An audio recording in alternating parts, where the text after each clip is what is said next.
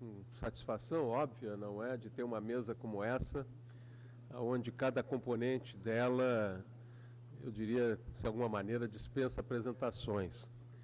Em qualquer sorte, vocês têm nos seus respectivos, né, material quem é quem, mas seria uma perda de tempo a gente fazer apresentações de quem já tem uma certa notoriedade pelo que defende, pelas ideias que professa. Portanto, vamos ouvi-los. E da minha parte, eu não quero nem fazer aquele papel do coordenador que aproveita a deixa, não é, para comentar alguma coisa, seja no início, seja no final. Eu vou dar a palavra imediatamente, então, ao Sérgio Bessermann, que em algum momento pede já desculpas por antecipado, e o coordenador se faz porta-voz, que ele vai ter que dar uma saída em algum momento, por volta de 10h30, para cumprir com o seu papel, não é? Senão ele não tem o dia do ganha-pão, não é, fazer a sua locução na CBN. Muito bem. Então, Sérgio, por favor, muito obrigado a todos na mesa e, sobretudo, a todos de vocês aqui, não é, que dispensaram o tempo do seu para poder, enfim, ter essa oportunidade de ouvir e debater questões centrais que começam por a questão da economia verde, que é o ponto central da Rio+20 próxima. Obrigado, gente. Bom dia, muito obrigado, Ariel. Acho que a melhor maneira de saudar Suzana, Sérgio, Zé Eli é dizer que eu, a rigor, seria muito eficiente na minha fala se me calasse, prestasse e ouvisse. Temos seguido aí caminho juntos, conhecemos o pensamento um dos outros. Mas eu vou procurar, então, fazer, sabendo que daqui a pouco haverá um foco maior na questão dos BRICS, eu chegarei lá, mas vou começar problematizando um pouco a própria expressão economia verde. E eu acho que ela nos levará ao dilema central dos BRICS, na verdade, ao dilema central de China, Índia e Rússia. Um pouco menos do Brasil, ou bem menos do Brasil, ou embora no Brasil nós imaginemos que esse também seja um dilema nosso, que é entre o combate à pobreza e a transição para uma nova economia. O equívoco aqui, no meu modo de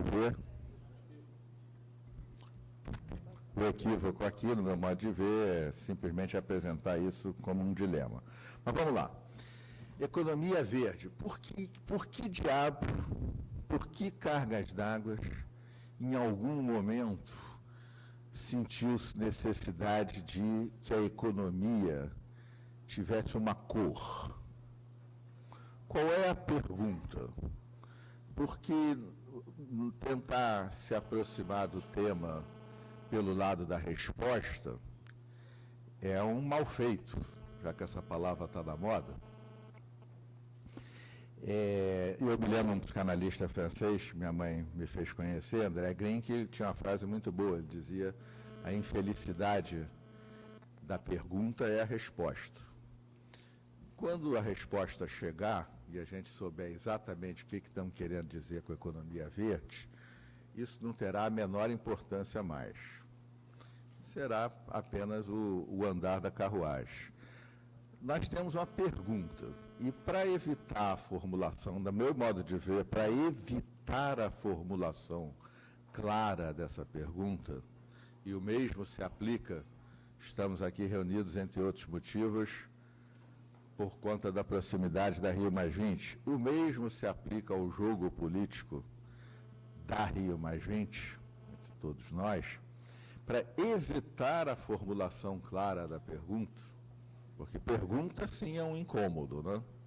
Pergunta fica ali chateando, fica instigando, fica mexendo com a gente. Para evitar a formulação clara da pergunta, a gente dirige a discussão para essas formulações vagas sobre a cor da economia. Qual é a pergunta final? Por que diabo nós precisamos que a economia tenha uma cor, no caso chamada de verde? Vou falar um pouco do jogo da Rio+20, do jogo político de uma maneira algo caricatural, mas vai me ajudar a abreviar o principal do que eu gostaria de dizer. É um pouco caricatural, mas não muito. A Rio+20 é convocada, isso é desenvolvimento sustentável, é óbvio, não há como evitar, essa é a grande questão. Aí vem economia verde e combate à pobreza. E uma sequência de declarações, isso um ano atrás, na linha de não vamos fazer uma avaliação da Rio 92, não, aí nós queremos discutir economia verde e combate à pobreza. Aí, o que o Zé Eli, o Sérgio Abranches e a Suzana fazem? Eu também acompanho. A gente olha assim e diz, ah, é? Não, tá bom, é isso mesmo que eu quero discutir. A economia, vamos ver o que é esse negócio de verde, e o combate, uma economia que não esbarre nos limites do planeta como estamos esbarrando, e o combate à pobreza, a inclusão social, no contexto do fato de que estamos esbarrando nos limites do planeta. Ah, tá. Aí a roda gira e a gente vê declarações, no caso de 2 governos aqui entre os BRICS e mais o dos Estados Unidos, parecia um consenso. No intervalo de 2 meses, 3 porta-vozes do governo brasileiro, chinês e americano disseram algo como: a Rio+20 não é uma conferência do meio ambiente, não é para discutir meio ambiente, é economia verde e combate à pobreza. Aí, de novo, primeiro a gente olha assim espantado, aí eu olho para o Zé Eli, para o Sérgio, vejo que eles vão fazer de novo a mesma coisa e vou junto, da Suzana e tal. Já é? Ah, eles dizem, não é uma conferência ambiental, não queremos discutir economia global e inclusão social. A gente olha assim e diz, é isso mesmo. Nem existe um problema do meio ambiente. Essa visão de que nós estamos aqui para estragando a natureza do planeta e agora temos que ter a responsabilidade ética de salvar a natureza do planeta. Isso é um anacronismo.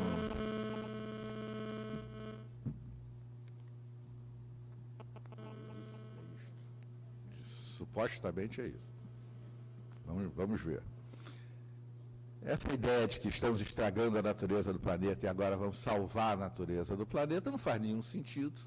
Sabemos perfeitamente que no tempo da natureza do planeta, nós, a civilização, a humanidade, hoje e daqui a 300 anos, continuaremos irrelevantes. Não podemos fazer mal nenhum à natureza do planeta e muito menos salvar o planeta. Isso é uma onipotência narcísica, infantil da humanidade.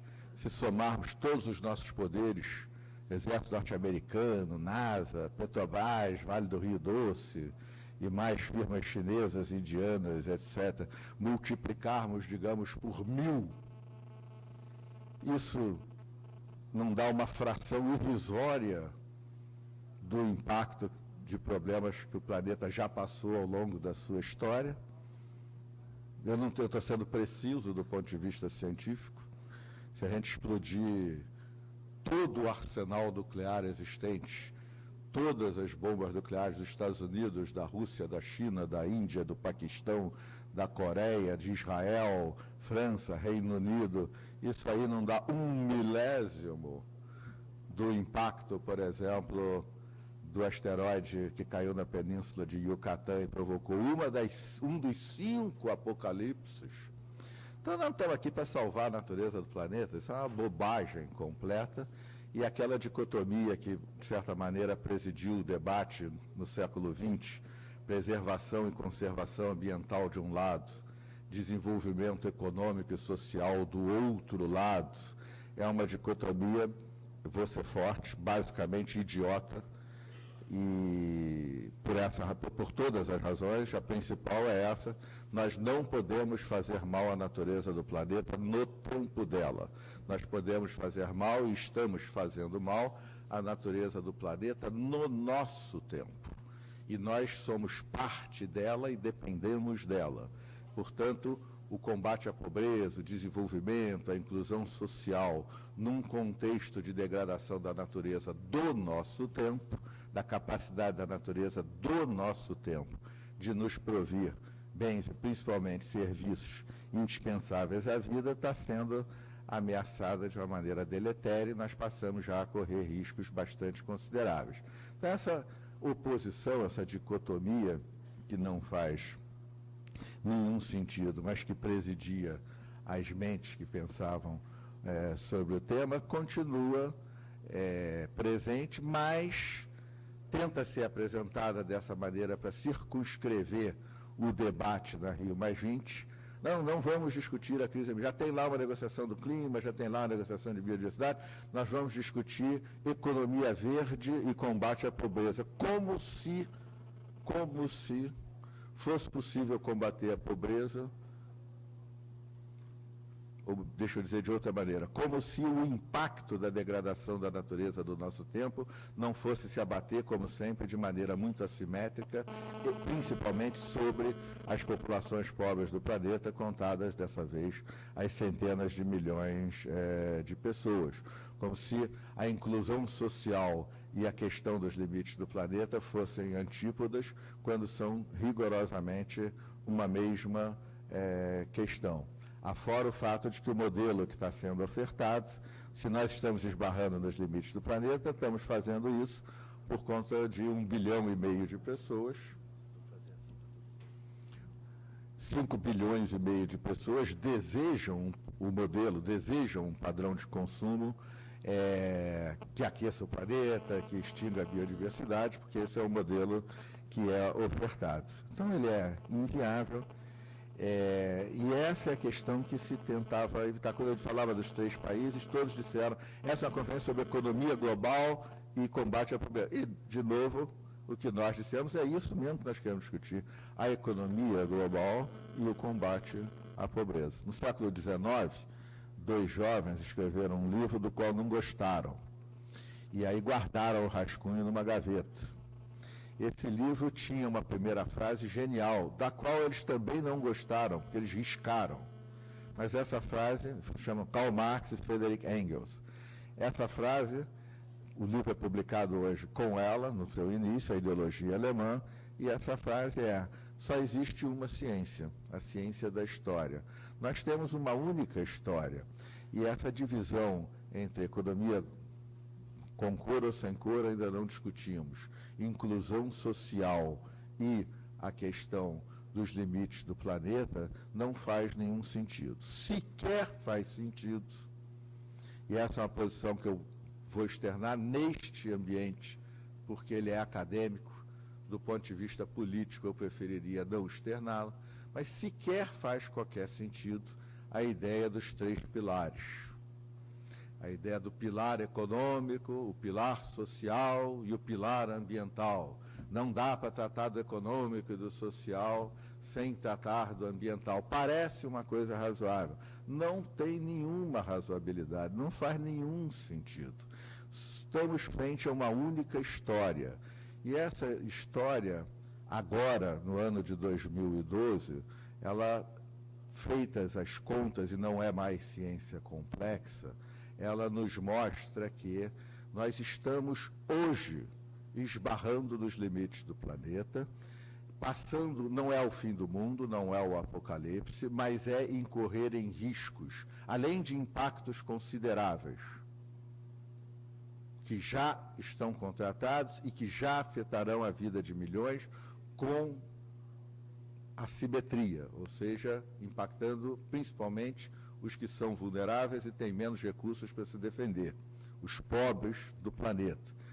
Além dessas circunstâncias já contratadas, especialmente pela mudança climática, pela extinção da biodiversidade e pelo ciclo do nitrogênio, mas essa é uma outra discussão. Além do já contratado, esse é talvez o que o economista pode ofertar adicionalmente, nós já estamos incorrendo em riscos, não é algo que vai acontecer, não é algo sequer que eu possa dizer que é provável que vá acontecer, mas em riscos que ultrapassam de muito, o bom senso de qualquer pessoa da sua vida cotidiana. Nós fazemos seguro para apartamento contra raio. Se a gente for atravessar a rua às 3 horas da manhã, mesmo sabendo que não vem carro, a gente presta atenção. Ou no mundo dos negócios, quando a gente faz análise de risco para assinar qualquer contrato. Se a gente tem uma chance em 10 de acontecer uma catástrofe, a gente se submete a 10 riscos desses, não é nenhuma garantia, mas já começa a ser provável que pelo menos uma catástrofe vá ocorrer. E esse tipo de risco, como, apenas para citar os 3 melhores exemplos, como o solo congelado da Sibéria, o permafrost, tem, segundo um paper da Nature de alguns meses atrás, 5 vezes mais metano em CO2 equivalente de que tudo que foi emitido da Revolução Industrial para cá. O solo congelado da Sibéria, o permafrost, está se aquecendo. Quanto metano ele liberará? Nós não sabemos fazer essa conta. Nós não sabemos, não conhecemos esse processo. Nós estamos correndo um risco. Os mantos de gelo da Groenlândia e da Antártida tem um movimento natural entrando no mar, mas aí neva no continente. Nós sabemos a parte linear, mas muito pouco sabemos sobre a parte não linear. É possível que a água que se infiltra nos muitos rios, baías, lagos, todo um sistema complexo, lubrifique onde o manto de gelo encontra o solo congelado e o manto de gelo entra um pouco mais rápido dentro da água, até porque ele não encontra tanta resistência assim daquelas plataformas, várias das quais estão colapsando. Nesse caso, a elevação do nível do mar vai muito além. Hoje já sabemos que vai muito além do relatório, das estimativas do relatório de 2007. Ninguém trabalha mais com 20 centímetros a 60, a gente trabalha com meio metro a 1,5 metro, mas se os mantos de gelo se comportarem de uma maneira cogitável, mas ainda não conhecida, nós então teremos um impacto de elevação do nível do mar dramático. Ou um terceiro exemplo, nós em 40 anos estaremos extinguindo 30% das espécies vivas. Embora, de novo por narcisismo infantil, a gente se recuse a deixar cair de vez a ficha de Darwin, é crescente a compreensão de que a vida é uma teia, que não se trata apenas de amor ao mico-leão dourado, ao urso polar, ao urso panda, amor esse que todos temos direito de ter, somos humanos e a gente ama o que bem entender, mas essa não é a questão central. A questão central é que a vida é uma teia completamente conectada entre si. Tem 7 bilhões de pessoas no planeta, muito bom. Tem 1 trilhão de bichinhos dentro de cada um de vocês. Na boca de cada uma das pessoas aqui tem mais espécies de bichinhos do que em todos os jardins zoológicos do mundo somados. Espécies, eu disse. A fronteira da medicina que trabalha com o fato de que nós somos ecossistemas, tudo indica ser mais promissora do que a engenharia genética e as células-tronco. Nós levamos séculos, até século e tanto, até compreender. Nós vamos extinguir 30% das espécies vivas. O que é que vai acontecer? Não temos a mínima ideia. Nós somos vastamente ignorantes sobre a vida. Nunca houve dinheiro para pesquisar isso. A gente catalogou 1.700.000 espécies e a avaliação dos biólogos sobre quantas espécies existem vai de 3 milhões a 100 milhões. Nós todos estudamos um pouquinho de estatística e sabemos que entre 3 milhões e 100 milhões a resposta é: não temos a mínima ideia de quantas espécies existem no planeta. Portanto, não temos nenhuma ideia de como elas se relacionam, mas sabemos que iremos extinguir 30% das espécies vivas. O que ocorrerá? Não temos a mínima ideia. Eu não falo muito mais, senão o Zé Lívia vai me corrigir sobre risco e incerteza, como já fez mais de uma vez. Mas, de qualquer maneira, é uma incerteza que gera riscos. Isso a gente não pode negar. Então, essa conta, o fato de que durante 300 anos a civilização cresceu, de um lado como civilização dos combustíveis fósseis, de outro lado, considerando que a utilização dos bens e serviços da natureza era infinita, eram bens públicos, poderíamos utilizar à vontade, e que hoje sabemos não apenas, desde a Rio 92, na época da discussão, às vezes certas coisas me lembram, tem uns papeizinhos, uns pergaminhos lá em Jerusalém com uma tia minha que dizem que eu descendo do rei Salomão. Eu aí fui estudar um pouquinho de estatística e genética e descobri que isso deve ser a coisa mais comum possível entre toda a população judaica. Então não é nenhuma singularidade especial. Mas, às vezes, aquela frase, não tem nada de novo debaixo do sol, vem à cabeça, né? Na Rio 92 se discutia isso em termos de sustentabilidade fraca e sustentabilidade forte, ou os economistas ecológicos, ou seja, o quanto a tecnologia o quanto o capital pode substituir o capital natural, quanto a tecnologia pode expandir as fronteiras do planeta. E essa discussão veio vindo e ainda está um pouco presente na história de economia verde, está presente até aqui no texto, mas voltando ao que eu dizia antes, a questão hoje se coloca em outros termos, porque a conta já chegou. E isso é que a Rio+20 vai ter que ter a coragem de assumir. E esse é o ponto crítico. Se ela tiver coragem de assumir, nós vamos bem, enquanto momento do processo histórico. Se ela tiver covardia para assumir, aí ela será um passo atrás dentro desse grande processo histórico. O que tem que ter coragem de assumir? Diferentemente de em 92, quando a gente discutia modelos, sustentabilidade fraca, sustentabilidade forte, quanto a tecnologia pode expandir os limites do planeta, etc. Tal. Em 2012, a conta, pelo que a ciência nos trouxe de conhecimento, a conta está na mesa. O bem não é público. Nós estamos consumindo os serviços que a natureza nos oferece e são indispensáveis à civilização, como bom clima, biodiversidade, solo, recursos hídricos, numa velocidade maior do que ela é capaz de repor. E isso ocorre num contexto em que os que causam esse impacto são basicamente 1,5 bilhão, 5 bilhões e meio e mais 2,5 que virão pela frente, querem demais causar esse impacto.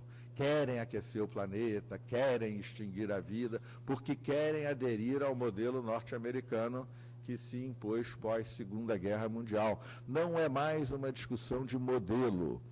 Eu posso e devo exemplificar com o mais dramático dos limites já superados. Na Rio 92, a Convenção Quadro de Mudança Climática dizia, não vou abreviar e caricaturar, não esquentar o planeta no século XXI, temperatura média, acima do, entre aspas, mais ou menos, limite do perigo. Leiam lá. Em 2009, em Copenhague, não houve acordo, mas no ótimo livro do Sérgio, ele destaca, assim como destacou em papers, que sobre uma coisa ficou impossível aos chefes de Estado deixarem de fazer o seu registro. Nós agora sabíamos qual é o limite do perigo, falamos em 2 graus centígrados, e isso foi ratificado já pelas nações. Pois bem, é obviamente apenas um insight, mas nós não temos nenhuma chance mais de esquentar apenas 2 graus centígrados. E se nós fizermos não grandes transformações,